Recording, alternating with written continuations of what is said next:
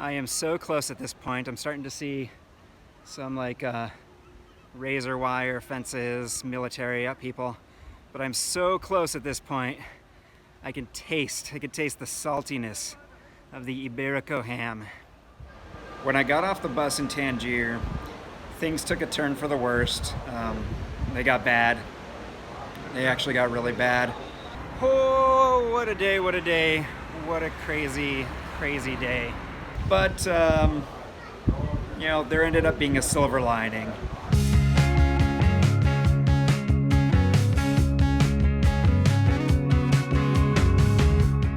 Today's August 5th and I'm finally leaving Chefchaouen on my way to Tétouan. It's kind of an interesting situation. Technically, access in and out of Tétouan is closed. I guess I'm technically not supposed to be going to Tétouan, but regardless, I shouldn't have a problem since I'm on my way out of Morocco. I'm in a taxi, shared taxi, that's actually going to bring me just to the outskirts of Tétouan.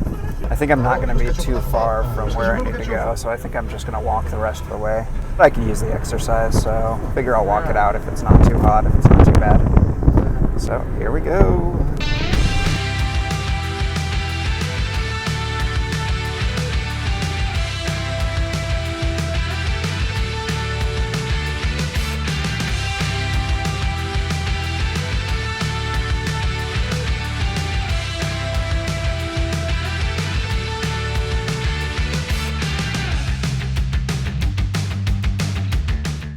I'm in a little tiny town called Dar Ben Karij, if I'm pronouncing that right, and I have no idea what's going on. The shared taxi just dropped me off, just let me out, and got out, gave me my bag, didn't say a word. So now I'm at what seems to be a pickup and drop-off spot that people are getting in and out of taxis. I'm still 25-minute drive outside of Tétouan. Yeah, so I'm just going to wait and see if I can catch a taxi heading to Tétouan. It looks like right away I'm in luck. This bus just pulled up pretty much right away, and I just asked if it was going to Tétouan. They said, yep, Tétouan. And 5 dirham later, I'm on my way, on the rest of my way to Tétouan.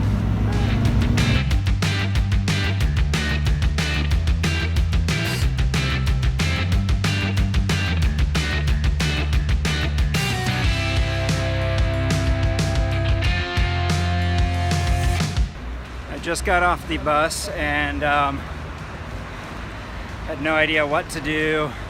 I was thinking about seeing if I could locate a police officer that speaks English. But then as I started walking down the street, I passed a couple of taxi drivers, and one of them asked me in English, "You need taxi?" And then right after that I realized, wait a minute, who better to know their way around town than taxi drivers, and also who's more likely to speak the other languages in a tourist destination.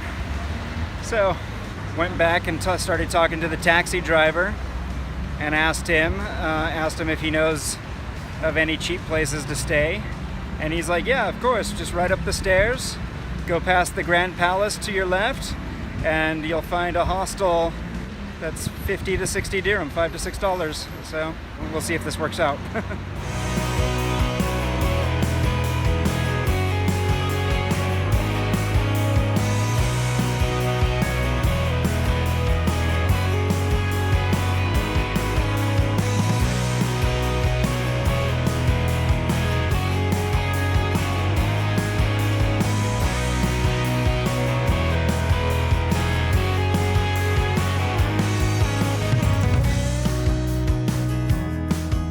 After taking directions from the taxi driver, I quickly got lost.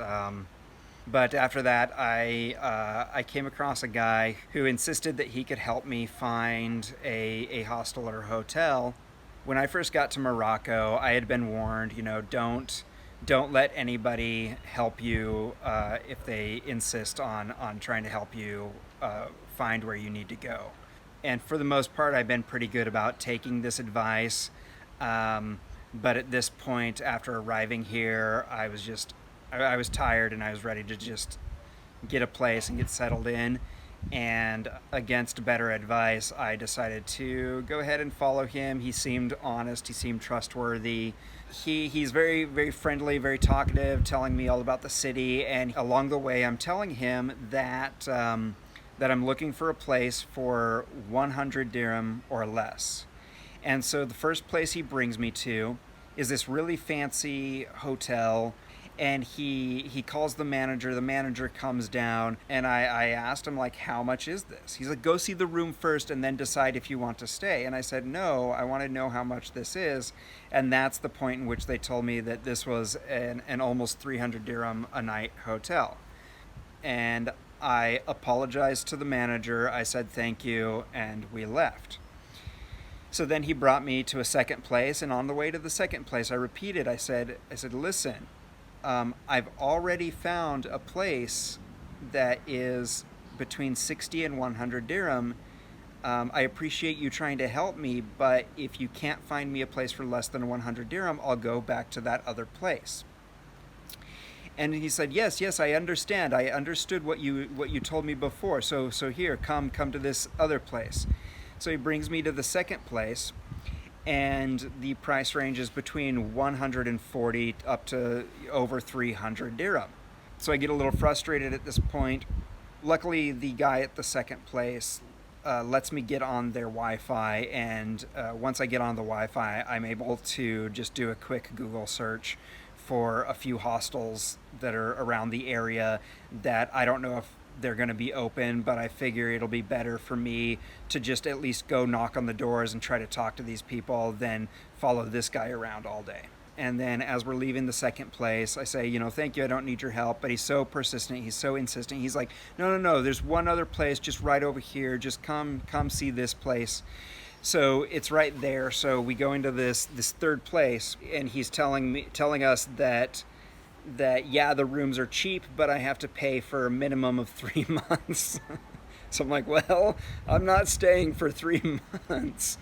So I walk out of the hotel, and I say, thank you. I don't need your help. I've got this hostel that I'm going to go see. I've got it on Google Maps. Thank you. And I continue walking, and he's just insistent. He's like, no, I will show you how to get there. I know where that is. I'll show you how to get there. And I don't know how to tell this guy no. And so he gets me to the hostel. We ring the bell. Somebody comes to the door. They let me in. And he comes in, and he's like, all right, I got you here. So I need a tip. Give me a tip. And and before the second place, the guy had been nice. He had been helpful enough. And so I pulled 10 dirham out of my wallet. He's like, I am not going to be happy unless I get at least 20 dirham. And at this point, he's trying to intimidate me and getting upset. And this is after early on he said, we don't try to intimidate people. And now he's trying to intimidate me. I hold up the 10 dirham, and I get very stern with him, and I say, listen, I appreciate your effort in trying to help me, but you did not help me. I was able to follow Google Maps, but because I appreciate the effort, I'm willing to give you this 10 dirham. And I said, you can take it or you can leave it. You can have this 10 dirham or you can have nothing. And he very reluctantly took the 10 dirham and walked out. And I was just so relieved just to get rid of this guy that I didn't even know actually how much the rate was at this hostel.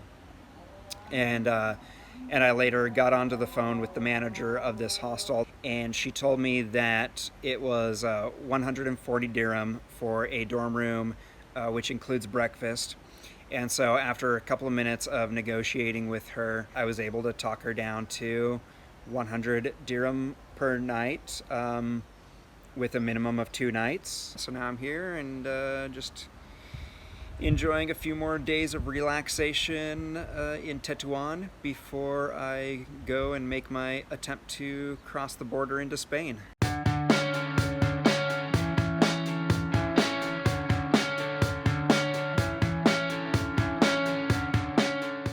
Well, it is 7:40 in the morning on Sunday, August 9th, and I'm leaving Tétouan right now, and I am heading to the border by foot.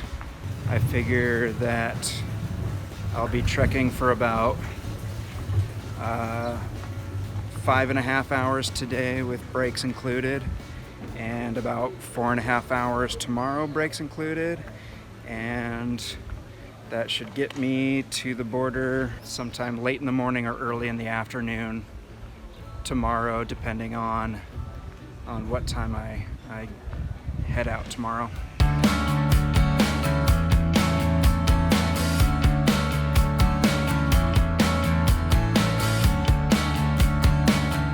Random chickens on the side of the road.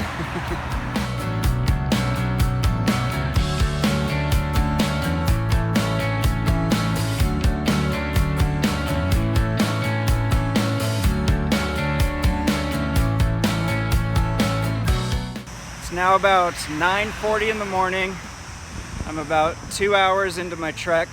I think I'm about an hour away from the coast of the Mediterranean.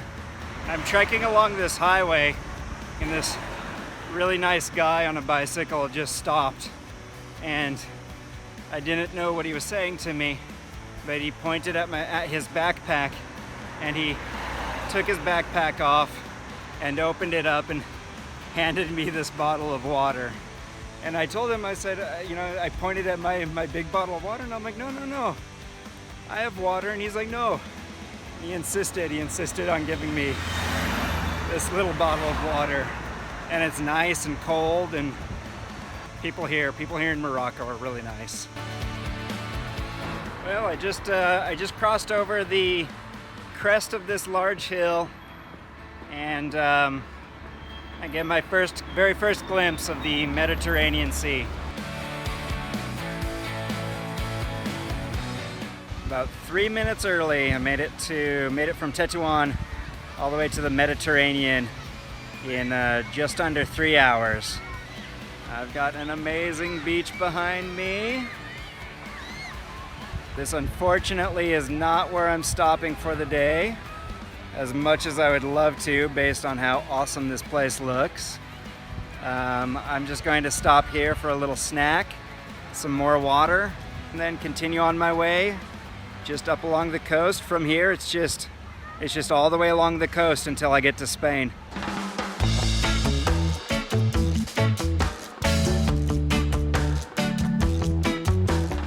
A little snack, some water, and I am on my way again. So I'm gonna stop in a place called Marina Smear, and that's gonna be hour and a half to 2 hours. My feet are already sore. So yeah, by the time I get to the border tomorrow, they're gonna be just absolutely destroyed.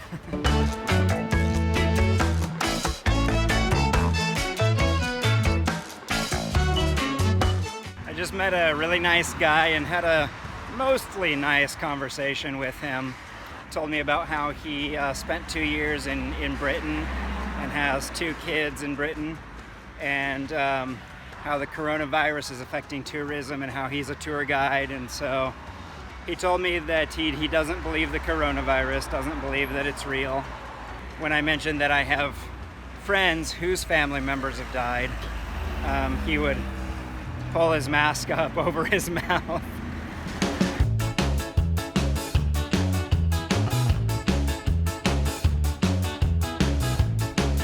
Hour number 4 has been significantly tougher than the first 3 hours. I'm now walking in direct sunlight. On the positive side, it looks like this stretch of the trek is going to be a lot shorter than I estimated. I was estimating between an hour and a half to 2 hours, but now it's looking like I'm gonna make it to my stopping point for the day in roughly just an hour and 15 minutes total from when I reached the coast. So I've got about probably another half an hour ahead of me.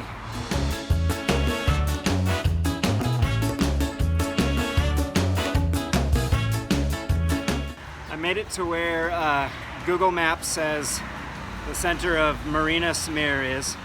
It seems to be more of just a string of beachside hotels and resorts. This was originally where I planned on stopping for the day and finding a place to sleep for the night.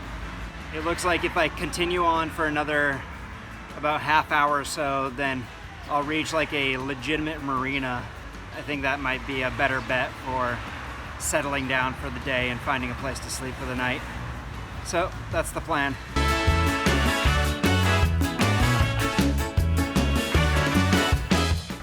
My feet and my legs have pretty much reached their limit for the day.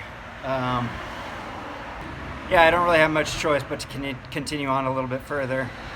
So I'm gonna push through it, and hopefully very soon I'll reach a point where I can stop for the day. This is not the kind of coastline that I was expecting. Primarily private access beaches. Definitely not a place where I'm going to be able to find a good place to pitch my tent for the night. So, new plan. My legs and my feet are killing me. It looks like there's like a public bus that runs up and down the length of the coast. So, after lunch, I'm just going to go out back over to the highway to the nearest bus stop and catch the next bus heading up to Fenidek. I can feel the blisters forming on my feet, and my legs have broken out in a heat rash going all up and down my legs. So, but hey, that's what adventure is all about: is being adaptable and being able to change your plans when you need to. So.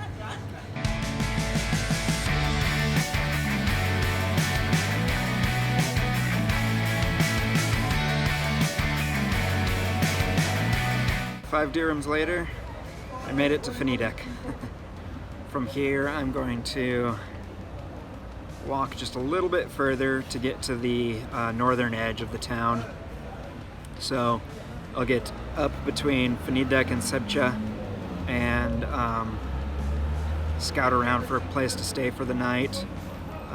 Or I might see if it's possible just to get to the border and see if it's early enough and possible to cross today. If it is, I think there's no reason to wait. So I'm ready to get over into Spain. Hopefully they'll let me in. We'll see.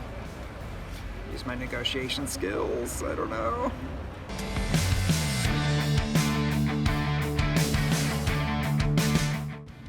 That is Spain right there. That is Ceuta. That is the Spanish town of Spain here in North Africa. That is the goal. That is the destination. And then from there I'll take the ferry over to mainland Spain. Oh, I'm so close.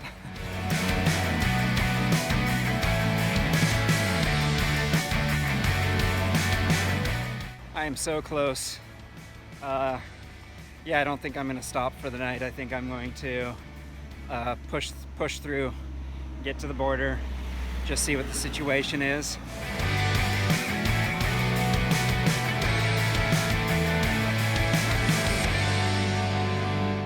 I just casually walked through a police barricade, military barricade. That's why the bus had to drop me off in Fenidek. They are restricting vehicle access the rest of the way between here and the border. Apparently they're concerned about vehicles going to the border, but not pedestrians. They're pretty much not allowing any vehicles onto this highway, so I can walk right down the middle of the highway, no problem. I am so close at this point. I'm starting to see some razor wire fences, military people. But I'm so close at this point. I can taste the saltiness of the Iberico ham. Or actually maybe that's just seawater in the air. I thought that I had to go further, but apparently I'm here. I'm at the border and it is quiet. There's nobody here except for some officers. Some military officers just kind of standing guard, watching over it.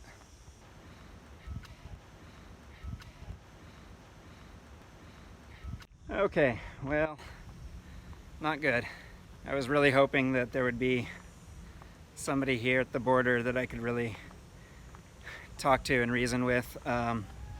There was somebody who spoke just enough English to communicate with me, and I explained my situation. All travelers that have been in Morocco beyond their 90-day allowance, the deadline to be out is August 10th, tomorrow. And I've been working on it. I'm finally here on the 9th. But anyway, so I did my best to explain the situation. And they said no.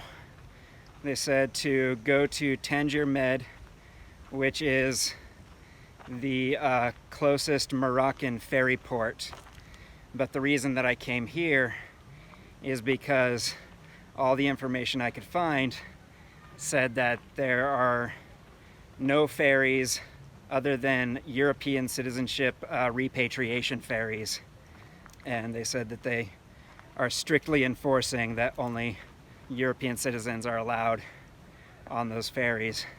So I was banking on the idea that I could come here to the Spanish land border, but they flat out say no, the border is closed, and that my best bet is to go to Tangier Med. Well, goodbye Ceuta. Looks like I might not get to visit this little independent Spanish city. Independent, isolated Spanish city. It's 4 o'clock. I've been turned away at the border. It's getting late enough in the day that I could just try to find a cheap hotel or, somewhere to set up my tent or something.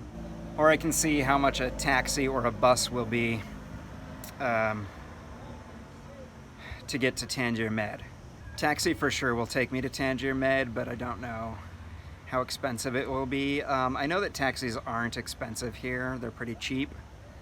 But I am trying to watch every penny at this point, so that's the plan.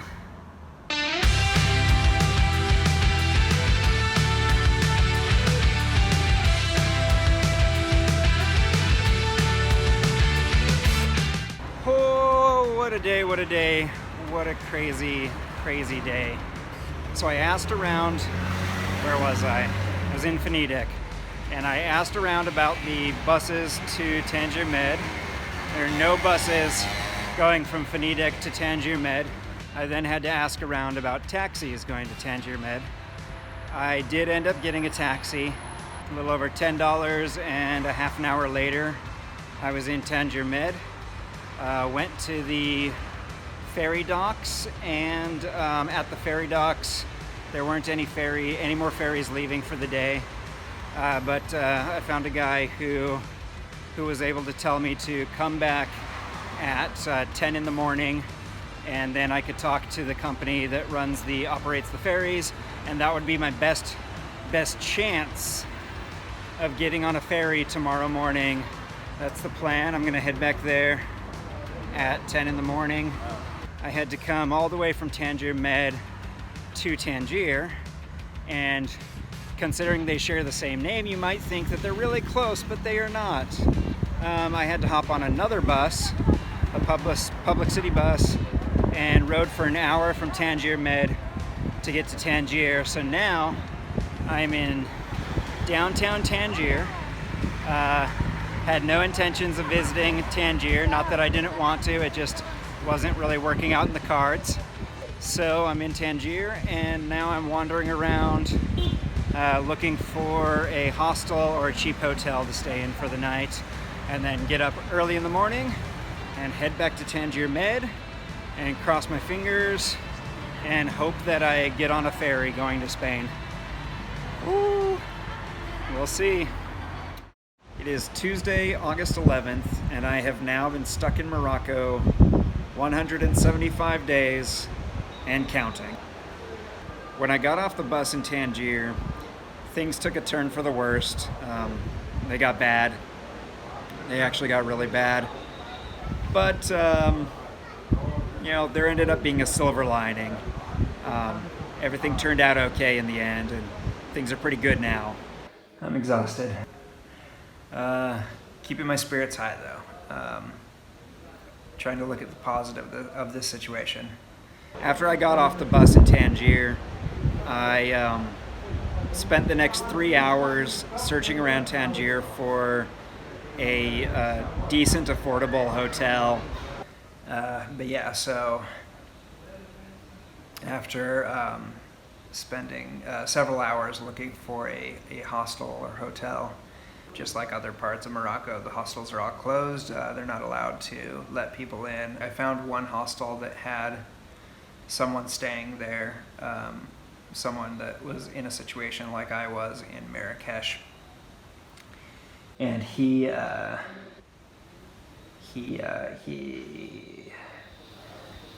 tired.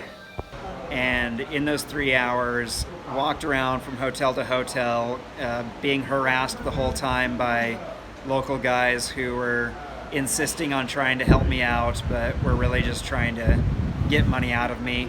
It got to the point where they were so persistent that when I stopped being friendly with them, they started really harassing me, started cussing at me, and almost got violent. So that was fun.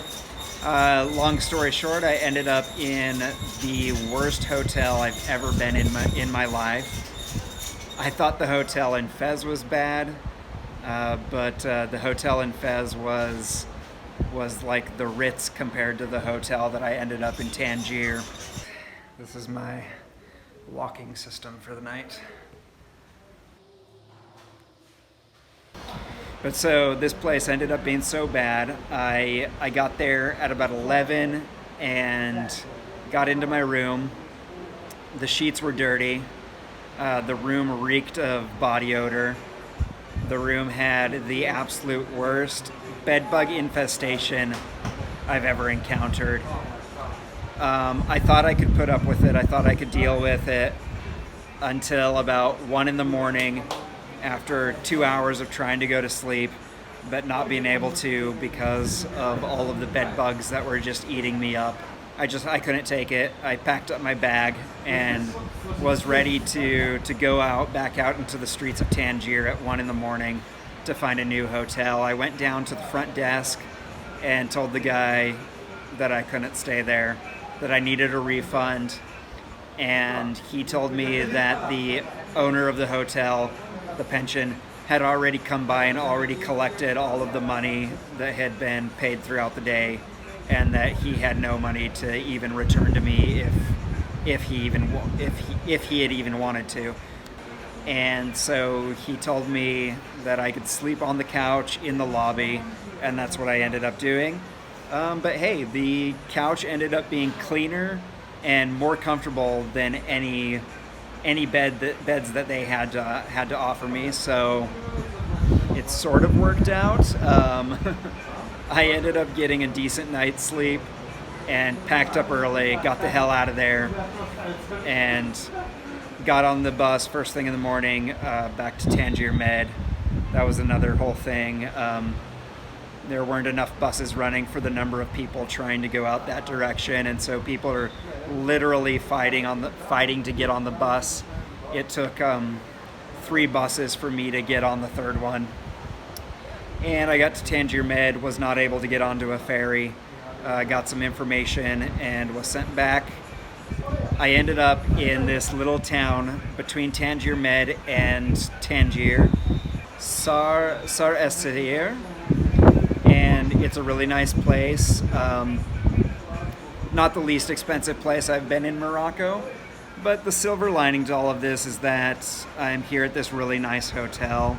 At least, nice compared to the hotels and hostels that I have been staying in Morocco.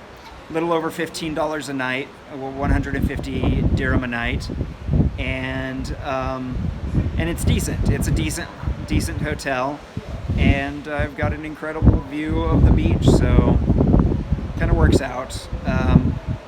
Hanging out here for a few days until I just kind of reevaluate my plan and refigure out what my next strategy is to settle down here in Morocco and just wait out the quarantine, or figure out another strategy to move forward and try to get out of Morocco. For now, I'm just going to enjoy the beach.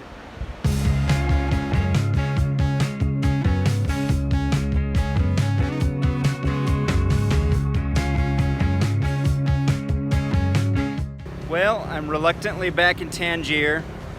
I think it's going to be a better experience though.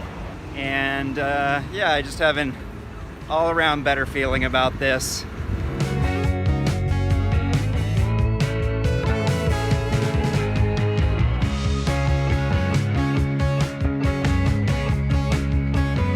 Thanks for watching. Please consider supporting us on Patreon. Our channel supporters receive a lot of awesome benefits. And if you want to check out the rest of the series, you can do so right here. And please subscribe and turn on the notification bell for new episodes every first and third Thursday of each month. Thanks.